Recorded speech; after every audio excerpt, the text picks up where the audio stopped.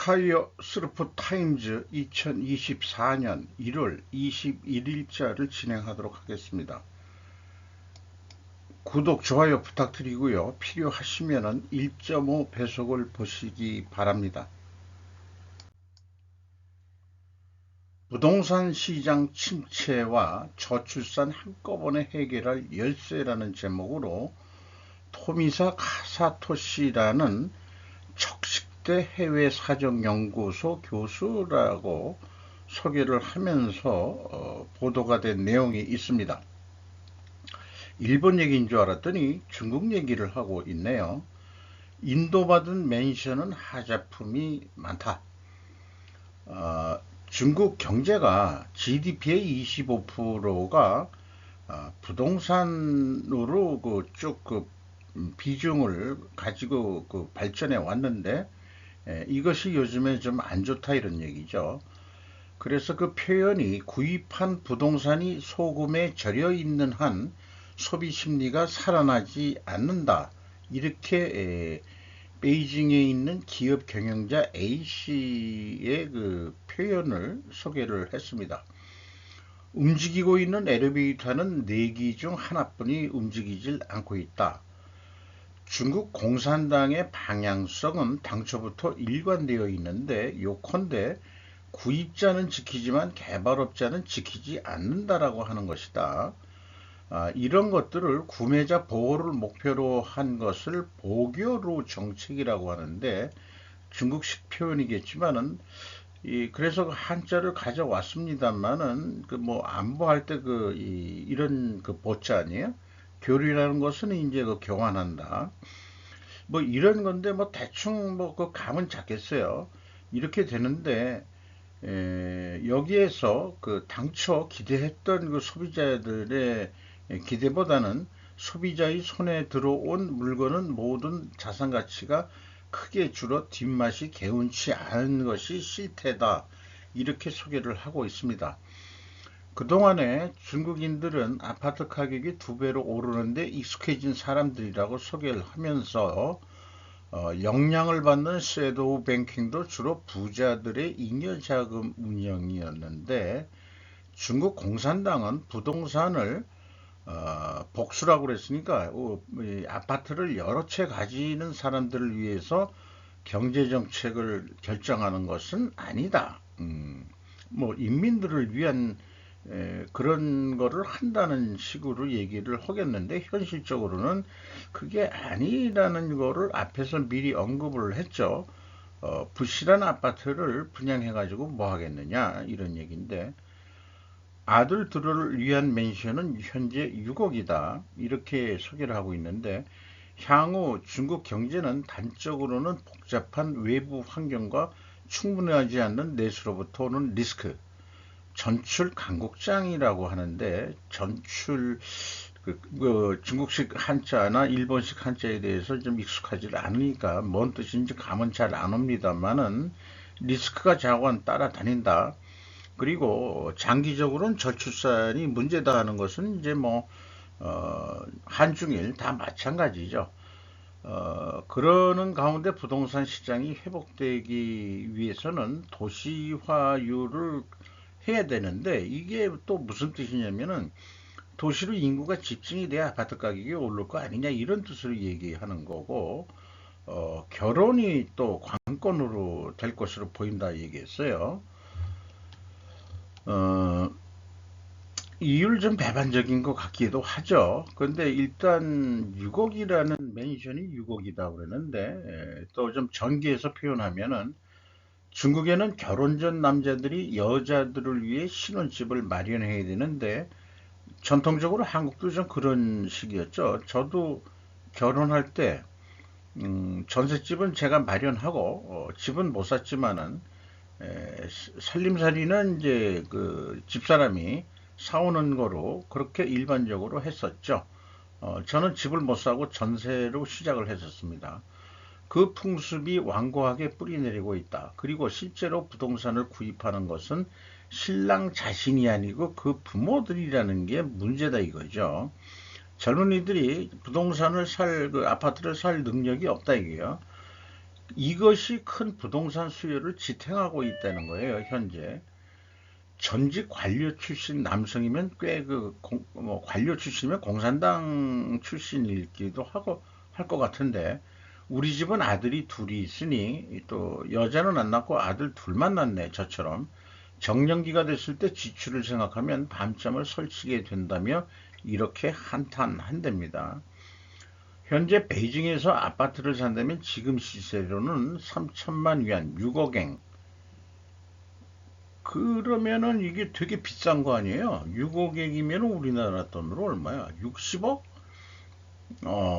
할지도 모른다. 그런 생각을 하면 경기가 다소 떨어져도 얼어붙었다고 해도 부동산 가격이 떨어지는 게 더 고맙다. 그 중국도 지금 부동산 버블 전 중국 아니 일본 버블 부동산 버블 무너질 때처럼 올라 있는 것 같네요. 그리고 현재 농촌에서 도시로 가는 흐름이 정체되는 상황에서 결혼 장려야말로 저출산과 부동산 문제를 해결하는 특효약이 될 것이다. 그래서 대학 교수라는 분이 이런 얘기를 한 것은 어떻게 보면은 일본 얘기를 안 하면서 마치 해결책은 어쩔 수 없이 블랙 코미디 같은 해결책을 얘기하고 있는 것 같네요. 야, 참, 이게 좀 까는 그런 기사 같기도 하죠. 그 사진은 뭐, 부동산 건설 현장에서 그 근로자가, 건설 노동자가 뭐, 가방을 들고서, 공구 가방을 들고서, 움직이는 그런 것 같은데, 요거 딱 저걸 봐가지고는 측량할 때 쓰는 무슨 도구 같기도 하고 그러네요. 예, 측량서 같기도 하고, 그렇습니다. 일본 GDP 세계 4위 추락. 교토통신에서 보도를 했는데, 나라의 경제 규모는 국제사회에서의 발언력과 결부되어 있어 세계에서의 일본의 존재감이 한층 저하될 것 같다. 3위냐 4위냐 가지고 연말에 하지 아니면 2024년 통계가 아직 확실히 나온 게 아니겠지만 그렇게 전망이 된다는 얘기예요. 그래서 2023년에 독일에 밀려서 일본 GDP가 세계 경제 4위국으로 밀려난다 이런 얘기인데, 저출산 고령화가 진행되고 되는 가운데 저수준으로 여겨지는 노동 생산성 향상이 과제다. 자, 그 GDP하고 노동 생산성하고 결부가 되어 있는데 이제 여기에서 좀 벗어나야 되지 않을까 싶어요. 노동 생산성은 이제 원가 세계의 세뇌라고 인식해 볼 필요가 있다. 일본은 생산 자동 로봇화율이 우리나라보다 엄청 낮습니다. 그래서 사람들을 더 쓰고 있겠죠. 그러면 노동 생산성을 올린다는 거면 생산량을 더 많이 내야 되는데 안 팔리는 물건 더 많이 만들 수도 없고 노동 생산성은 떨어지는 거죠. 그렇다고 해서 그 분모인 임금을 깎을 수는 없잖아요. 지금 일본이 임금을 또 좀 올려야 되는 상황인데 임금 인상이 물가 인상률을 못 따라간다고 해서 결국은 옛날 실질 소득은 더 떨어졌다라고 지금 불만이 많이 나오고 있는 중이라고 하죠, 일본이. 그런데 한국 같은 경우에는 노동 생산성이 낮다고 얘기하는데 지금 뭐 전체 대중소기업을 다 얘기하는 건 모르지만은 민노총 때문에도 노동 생산성이 낮다라고 제가 표현해 보고 싶은 것은 예를 들어서 포스코가 최근 뉴스를 보면은 격주 주 4일제 근무를 한다 그런 얘기예요. 그러면은 직원이 더 필요할 겁니다. 그 4일만 철강이라는 것은 365일 불을 꺼서는 안 되는 업종이죠. 그런 업종에서 격주 4일제를 근무한다 그러면은 인원이 더 필요할 거고 또 그 보수는 또 1억 이상 그 대기업으로서 월급은 확보해 달라 그러면 노동 생산성은 당연히 생산량은 주는데 또는 철강이 뭐 그렇게 호황도 아니기 때문에 결론은 생산량은 모르겠고 우리 편하게 주 4일만 일하고 현재는 격수지만은 그리고 월급은 옛날만큼 그대로 달라오. 요렇게 이제 얘기하는 배짱들이 뭐 집단 이기주의라고 얘기는 할 수 있겠습니다만은 대한민국 전체를 생각하는 그런 착상은 있을 수가 없겠죠. 자기 이익만 생각하는, 그러니까 중소기업 사람들이 얼마나 연봉이 낮고 그런 것은 전혀 생각을 안 하는 애들이니까 포스코 사실은 주인이 없는 거죠. 정부가 주인하는데 현재 국민연금이 최대 주주로 되어 있는데 자관 그 공공이라는 개념이 어떤 건지는 잘 모르겠습니다만은 민간 기업이라면은 있을 수 없는 그런 사건들일 것 같아요. 어, 어떤 경우에 그래서 민영화라는 게 이제 그 유혹을 또 오는데 공공재 같은 경우에는 그래도 많은 사람들이 그 영리 기업화 하면은 곤란. 근데 포스코 분명히 영리 기업이고요. 상장을 했단 말이에요. 그리고 외국인 투자도 많이 하고 있거든요. 그런 상황에서 뭔가 그 또 압력을 받기도 하고 그렇긴 할 것 같은데 어쨌든 노동 생산성이라는 개념은 지금 없어져야 될 개념이라고 생각을 합니다. 어차피 나갈 돈은 나간다 이게요. 그러기 때문에 노동 생산성 따지면 의미가 없다. 언제 한번 또 원가 회계와 스루포트 회계 비교하는 것을 한번 또 시간을 내보기도 하고자 합니다. 가자 얘기입니다만은 그 중동 평화 심각지도 못한 하마스 근절 강조. 이스라엘 대통령 카이로 시사통신에서 보도한 얘기인데 팔레스타인 가자지구에서 이슬람 조직 하마스와 전투를 계속하는 이스라엘 헤르조그 대통령은 18일 스위스에서 개최 중의 세계경제포럼 연차총회에서 이스라엘은 평화 프로세스의 신뢰를 잃었다고 말했다. 이런 얘기예요. 이런 것을 이스라엘 언론 타임즈 오브 이스라엘이 전했다고 소개를 하고 있고 평화에 대해서 이제 생각하는 것은 제정신이 아니다라고 말했다. 또 팔레스타인의 더 나은 미래를 실현하기 위해서도 하마스를 근절해야 된다고 강조했다는 겁니다. 이거에 대응하는 거로 유네스코에서는 유네스코가 아니고 어, 유네스코가 아니고 그 어디죠?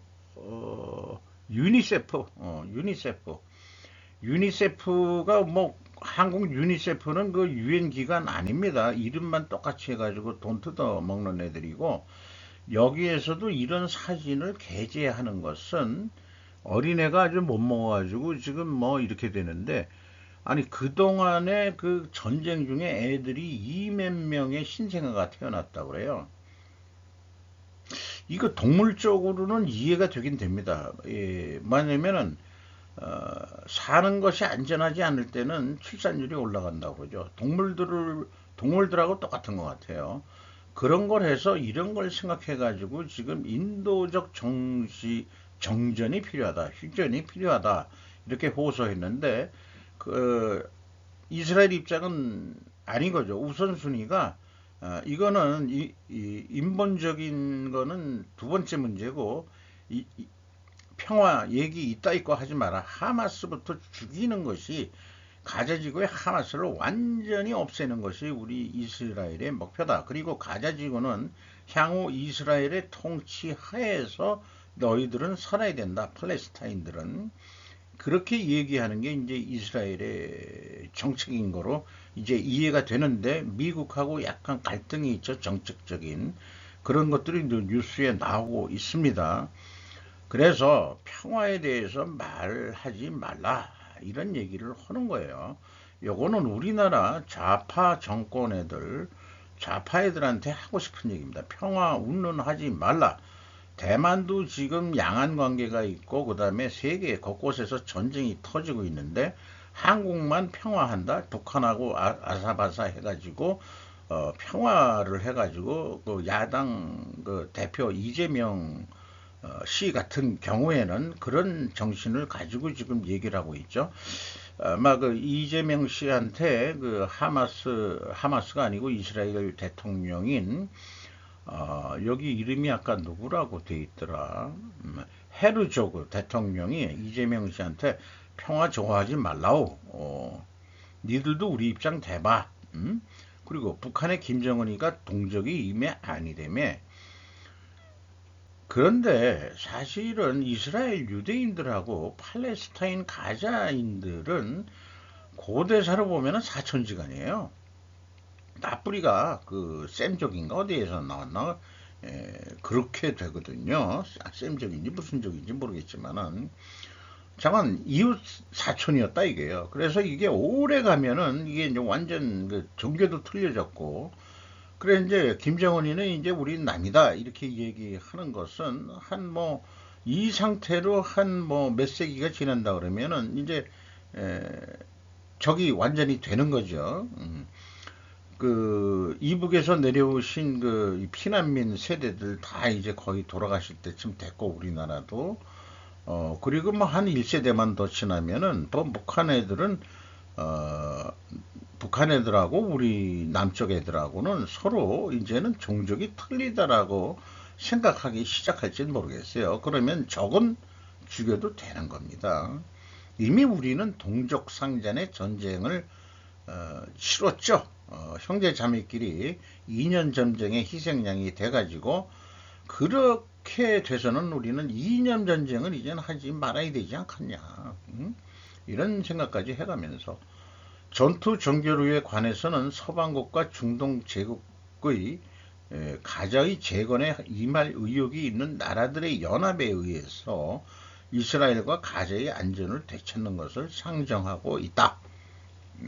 그 얘기나 이스라엘의 주장이 그런 식으로 이스라엘과 가자의 안전 이런 쪽으로 그 확고하게 하겠다 하는 의지로 생각이 들어갑니다. 그리고 유엔 유네스코 같은데 이거 전부 다 그 이 저기 유엔이 요즘 그 글로벌 사우스 뭐 이런 쪽에 가고 중국이 또 좀 뭐 거의 주도하고 뭐 이런 게 많기 때문에 인본이라는 걸 내세워 가지고 하는데 이 유네스코 뭐 이런 데도 그 좌파들의 좌파들이 거의 점령했다고 봐도 과언은 아닌가 해서 환경론자 이런 사람들하고 똑같이 움직이는 행태가 그렇게 보여집니다. 겉으로 나오는 그 평화, 그 다음에 인본주의 이런 것들은 위장 전술로 저희는 보게 되는 경우가 많이 있습니다. 미 블레들이 러시아 주력 탱크 박살냈다. 요게 이제 장면인데 러시아 전차가 결국 공격을 당해서 폭발당하는 그런 장면인데 미국 블레들이 이 전차가 좀 늦게 도착을 했죠. 현재 뭐 지금 전선에서 미국 블레들이 전차에서 기관포가 수백 발 쏘면서 파괴되는 장면인데 뭐 잠깐 폭발을 했지만은 튼튼하긴 해가지고 그 안에 사람까지는 안 죽고 뛰쳐나와서 도망가는데 두 명은 사살이 되고 한 명은 포로로 잡혔다는 게 이 기사 내용에도 있습니다만은 그건 생략했어요. 그리고 미국 외교정책연구소에서 표현하는 것은 그래도 러시아의 T-90 자동차가 전에보다는 좀 그래도 우수하다고 평가를 했다. 저 정도 견디는 걸 보면은 이렇게 또 지금 얘기를 하고 있네요. 어쩌보면 오늘의 주요 주제일 수도 있긴 합니다. 대만 선거가 몰고 올 나비 효과들 일부라고 해서 목로 김정민 곽지영 부부의 공식 네이버 TV에서 방송된 내용인데요. 상당히 국제 정치 외교학 박사로서 국내에서는 그게 몽골 박사학이라고 그래서 폄하하고 있는데, 그런 것까지 좀 알게 됐습니다만은, 기존 이 학계나 뭐 이런 데서 좀, 안 따져주죠. 주로 미국 출신, 미국 유학파나, 일본 유학파도 요즘 별로 안 따져주죠. 주로 미국 유학, 일본 자체 내에서도, 대만에서도 그렇고, 미국 유학파들을 요즘은 따져주는 생각이지, 딴 데에서 유학을 갔다 와서 박사학위를 받아본들, 국내에서는 그 학위 인플레가 그렇게 되어 있는 것 같습니다. 일본 유학파들이 득세를 했을 때는 IMF 이전이었죠. 지금은 글로벌이라는 이름으로 해가지고, 글로벌의 대표가 또 미국이니까, 미국 학위가 없으면 어디 가서 그 명함을 못 내미는 그런 사회가 된 것 같아요. 어쨌든 대만 대선의 1, 2위 지지율 31%로 동률이었는데, 정권 교체 가능성이 이제 솔솔 풍겨났는데, 한 2, 3일 전에 마잉주라는 사람이 시진핑 믿어야 발언해가지고 대만 대선 막판 변수 부상해서 결국은 이 민진당이 이겼다는 얘기인데, 대만에서 대륙 출신 2세들마저 우리는 중국인이 아니다, 우리는 대만인이다, 독립을 또 추진하고 있고요. 실제 원래 대만 원주민은 중국하고 그 인종이 틀립니다. 옛날 남방계 사람들 같은 그런 성격이 많이 있죠.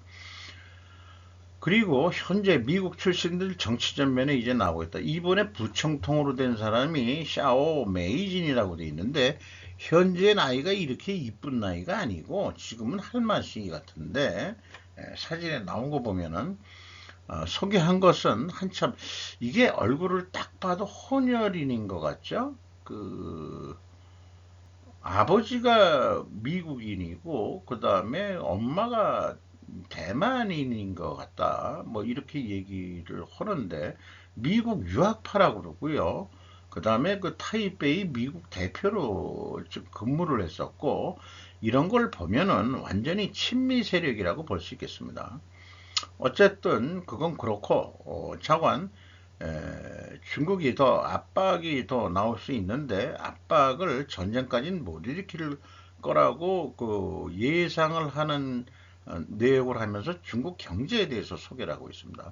중국 지난해 5.2% 경제 성장했다는, 일반 선진국이나 우리나라나 일본 입장에서 보면은 엄청 높은 수치거든요. 우리나라도 7, 8% 경제 성장할 때 있었지만은, 중국은 뭐 20%, 10몇 프로 뭐 그냥 꾸준히 그렇게 해왔기 때문에 5.2%면 자기네들은 성장도 안 한 거다 이렇게 얘기하지만, 이게 사실은 마이너스일 거다 얘기하는데, GDP 산출 방식에 대해서 좀 저도 이제는 충분히 이해합니다만은, 다른 그 지표를 보면 다 마이너스인데 어떻게 전체 GDP는 5.2%냐 그러면, 결국은 정부 지출로 이거를 커버했다.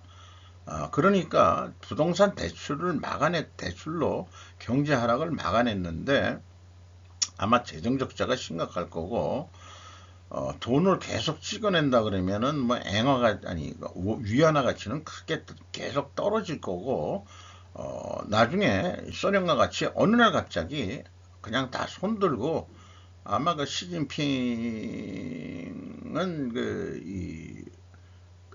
말년이 안 좋게 끝날 수도 있는 그런 상황도 아마 예상하는 것 같아요. 부동산 개발 투자 실적이 지금 마이너스 쪽으로 가고 있다는 얘기인데, 요거는 이제 부양 정책을 썼지만, 부양 정책을 썼어도 결국은 내려간다는 얘기고, 그 다음에 판매 면적 및 판매 금액 증가율도, 뭐 부동산 대출하고 정부 대출을 많이 해주고 했더라도 결국은 다시 내려가고 있다는 것을 보여주고 있습니다. 이런 상황에서 대만을 점령한다는 전쟁은 못 이길 거다, 이렇게 예측하는 거고요. 그래서 중국 경제는 곧 터진다, 소련처럼 해체될 것이라고 단언하고 있습니다. 그 시기가 빨리 왔으면 한다는 거죠. 그리고 중국 탈출 러시가 있다, 심상찮은 중국이다는 표현을 했는데, 이런 상태로 전쟁을 일으킬 수 있는가? 중국 공산당 간부들이 부자들인데 그 부자들이 돈을 외국에 빼돌리고 있다는 얘기예요. 그래서 현재 일본 경제가 부활되고 있고 그 다음에 한국에서도 돈이 빠져나가고 중국에서도 돈이 빠져나가는데 그 돈이 일본에 투자가 되고 있다. 도쿄의 아파트를 구매하거나 미국, 유럽은 은행 계좌, 미국이나 유럽의 은행 계좌로 이체 중에 있다. 그래서 뜨거운 일본 부동산 투자의 30% 수익 이런 것을 우리나라도 그 부동산 많이 오르는데 중국 사람들이 국내 들어와서 아파트를 몇 채씩 사고 뭐 이러기 때문에 그거 지금 견제해야 된다는 얘기가 나오죠. 왜냐하면은 우리나라는 중국 가서 그 부동산을 살 수가 없잖아요. 땅 자체가 그러니까 그 상호 그러니까 균등의 어떤 원칙이 있어야지. 공산주의 국가에서 와가지고 땅까지 사고 그다음에 뭐 우리나라는 아파트달에도 땅 소유권 지분이 있지 않습니까? 중국은 그게 없잖아요. 토지 이용권을 정부한테 사가지고 거기다가 하는 거니까 땅을 가진 적은 없어요. 아파트 부동산은 가지고 있다 하더라도. 그래서 어느 날 갑자기 폭락할 수도 있는 거 아니냐. 일본 도쿄 아파트들이 요즘 크게 오는데 제주도가 뭐 투자 이민법 그런 특별 해가지고 완전히 이 제주도가 망해버렸죠. 이탈리아 베네치아도 마찬가지고. 그리고 외국인들이 일본의 부동산과 주식을 현재 사고 있는데 주로 부동산은 중국 사람들이 많이 사고 주식은 주로 외국 미국 자본들이 많이 사는데 요즘 일본 시장의 니케이 이런 지수가 올라가고 이런 거를 해가지고 일본 고령화 시대에 가정의 그러니까 제로금리니까 은행에 맡기지도 않는다 이게 금고에다가 딱 돈 모셔놓고 노후를 그렇게 살고 있는데 그 돈을 빼내려고 하고 있다. 그래서 노인들의 돈을 빼먹자가 글로벌 금융 세력의 오래된 목표 아니었겠느냐까지 약간 소설성 이라고 본인도 그렇게 소설성 시나리오를 쓰고 있습니다. 주식 붕괴 다음에 부동산 붕괴가 반드시 일어나게 돼 있다. 그리고 일본과 중국을 동시에 막아게 하는 방법 아니냐. 이렇게 잘못하면은 그리고 이제 일본 정부에서 현재 소액 투자 비과세 정책을 해가지고 주식 투자를 많이 하십시오 그러는데 그래도 노인네들이 안 할 거다 그런 얘기예요. 그런데 요거는 이제 20세 이상 일본 거주 대상이면은 일본 거주자 대상이면은 외국인도 뭐 주식 투자할 수 있다 이런 얘기를 하고 있는 소액 투자. 그리고 2024년 올해 일본이 화폐 개혁을 한다고 예고가 돼 있었는데 이게 아소 따로 씨가 재무장관 할 때 이게 발표가 됐습니다. 이게 지금은 이런 얼굴이 아니죠. 만행짜리 이런 거로 해가지고 하는데 화폐 개혁이라기보다도 신화폐. 근데 옛날 화폐는 못 쓰게 돼 있는데 증세 목적이 있고 탈세 방지 목적이 있고 장롱현금의 디지털화, 내수 활성화하고 은행 재정 안정화하는 데 있다. 그리고 일본은행은 아베노믹스 이후 첫 일본은행장이 위에다 가져오라는 분인데 이 사진은 뭔가 잘못 인용이 된 것 같습니다. 이건 퇴임한 은행장이 약간 젊었을 때 같은데 여기 써놓은 거 보면은 이분의 양력이 아니고 위에다 가져오라고 현재 일본 은행장은 얼굴을 이미 다 아시는 분은 아시겠습니다만은 이렇게 생기신 분이죠. 그러니까 여기 사진 나왔던 분은 퇴임한 은행장을 사진을 잘못 가져왔던 것 같아요. 현재 우에다 은행장은 이렇게 좀 약간 이마가 벗겨지신 분이고 더 깡말랐죠. 이 사람이 현재 우에다 가져오는데 학자 출신이 최초로 은행장에 취임을 했다. 실무 경험이 없는데 잘 할 수 있으려는지 아마 잘못하면은 희생양이 될 것 같다는 그런 논리를 좀 피고 있네요. 원래 일본은행 내부 그 밑바닥 출신에서 은행장이 나오든지 재무부 출신이 은행장으로 이제 서로 교대로 해 먹었었는데 양쪽에서 다 안 하겠다는 뜻은 이게 미래를 불안하게 본다는 거죠. 그러니까 이제 순진한 학자, 이 사람도 MIT 박사학위까지 있고 도쿄도 교수까지 있고 버냉키 전 미국 FRB 이사회 의장과도 친분이 아주 두껍고 이렇게 돼가지고 나름대로 뭔가 이 실력이 있으신 분인데 그 실무 경력이 물론 우리나라도 그 교수 출신 장관들이 많이 있긴 있죠. 하지만은 실전 능력이나 어떤 게 얼마나 잘 될지는 모르겠습니다. 그리고 일본은 현재 금리를 올리라는 압력을 받고 있는 거로 저는 느껴집니다. 왜냐하면 강제 임금 인상도 해라 이런 것들이 그 금리를 올리고 뭐 해야 사실은 미국 금리가 5.5%고 일본 은행이나 뭐 어떤 증권 이런 거를 워렌 버핏도 사고 뭐 그러고 있지만은 저금리 정책으로 가니까 그 갭이 많아가지고 그런데도 일본에서 돈이 안 빠져나가고 다시 투자한다는 게 우리나라하고 틀린 게 뭔가 딴 목적이 있다. 이렇게 오해를 하게 되는 것 같습니다.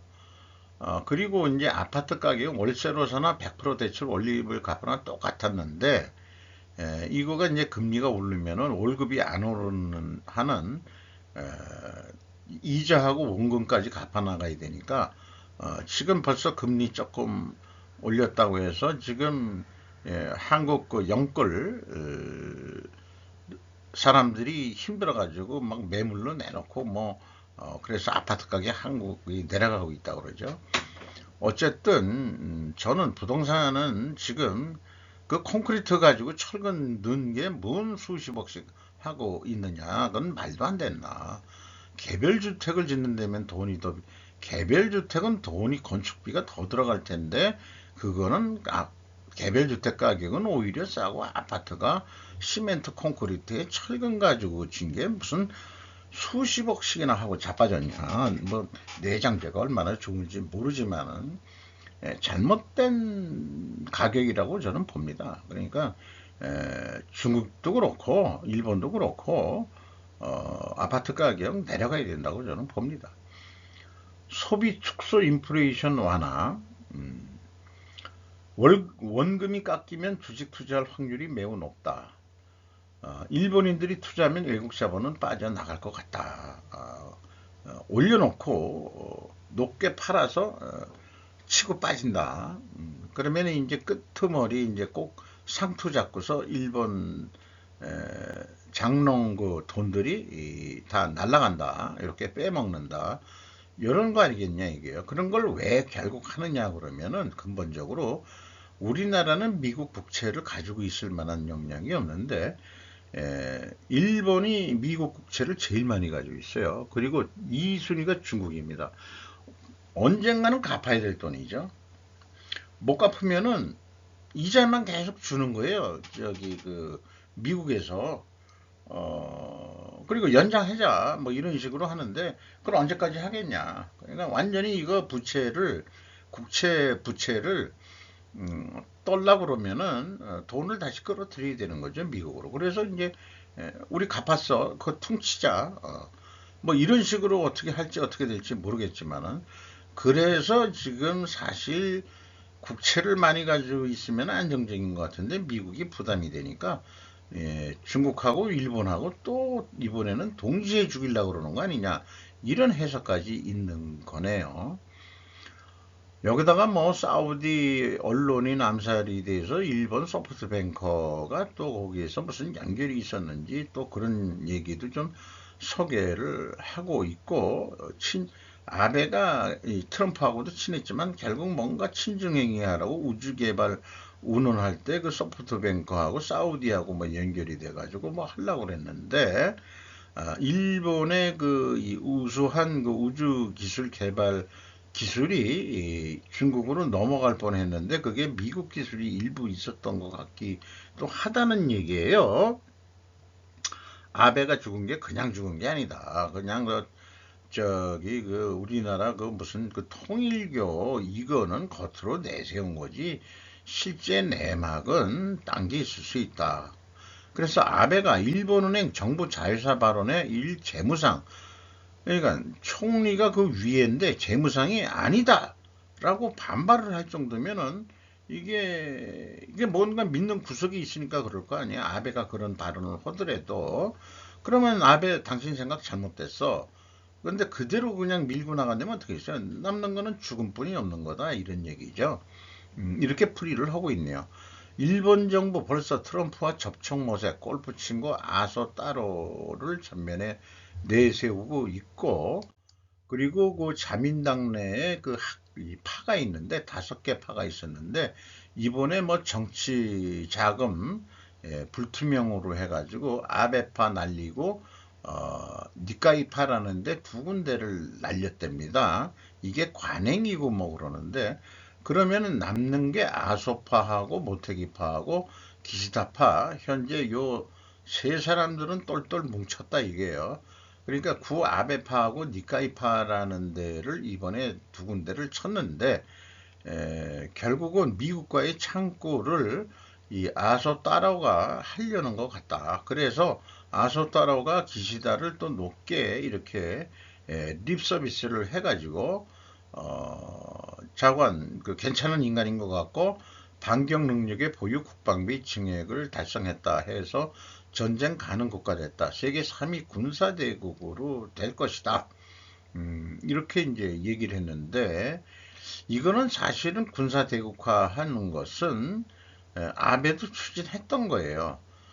그러면 궁극적으로 뭐가 지금 문제냐 그러면은 결국 뭔가 그 친중행위 뭔가 그런 게 있었지 않았느냐 하는 게 이제 문제가 되지 않을까 생각합니다. 전라북도도 이름을 전북도라고 이름을 바꾼다네요. 전북 특별시인가 특별자치도 뭐 이렇게 이거를 서양화된다. 이 지역을 새만금 쪽이라고 보시면 될 것 같습니다. 중국 세력 밀어내고 친미 세력을 끌어들이는 정책을 지금 하고 있고 미국 경제 재건을 위해서 중국하고 일본을 아까 죽이기를 동시에 하지만은 우리는 그렇게 죽일 만한 상대가 아니니까 거꾸로 한국의 기반을 미국이 기반을 다져가지고 중국 그 진출 교두보를 오히려 그 남한 쪽에 어떤 단지를 만든다 한다면 어디겠느냐 그러면은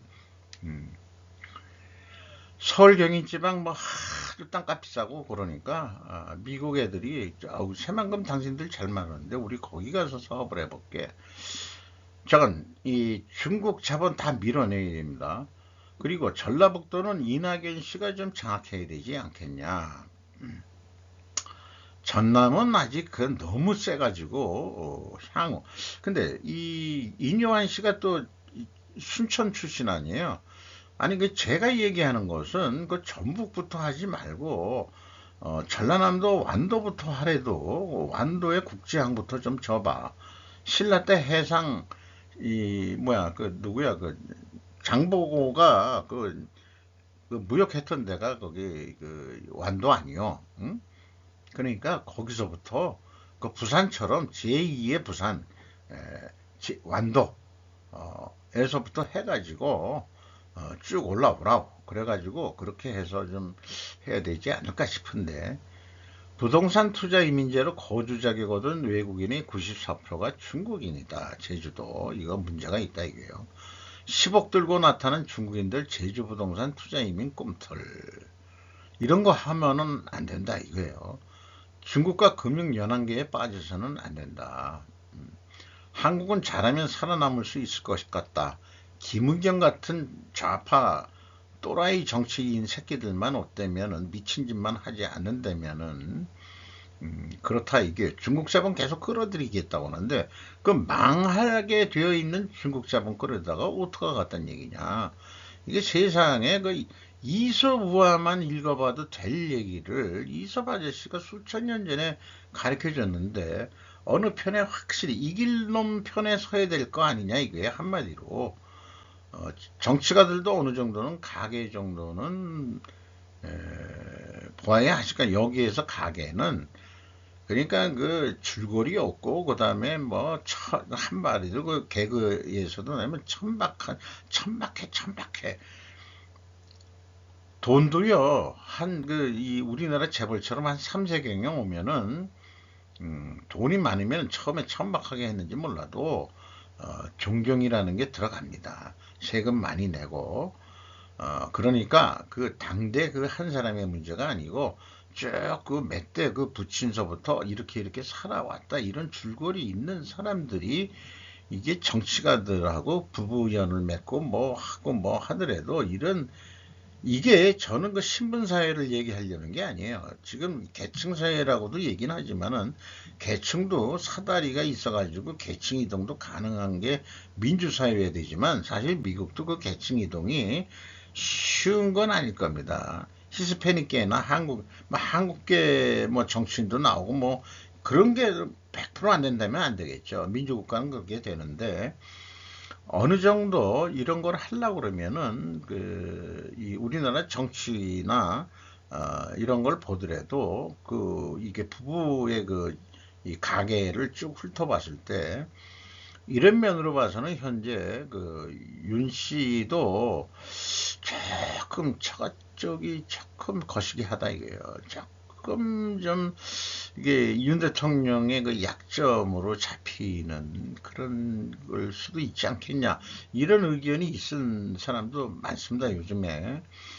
그래서 뭐 어떤 걸 해 나가더라도 이 정치하고 무관하지가 다 아는 거기 때문에 김의겸 의견 얘기 나왔다가 여기까지 가는데 이런 생각을 또 해보게 됩니다.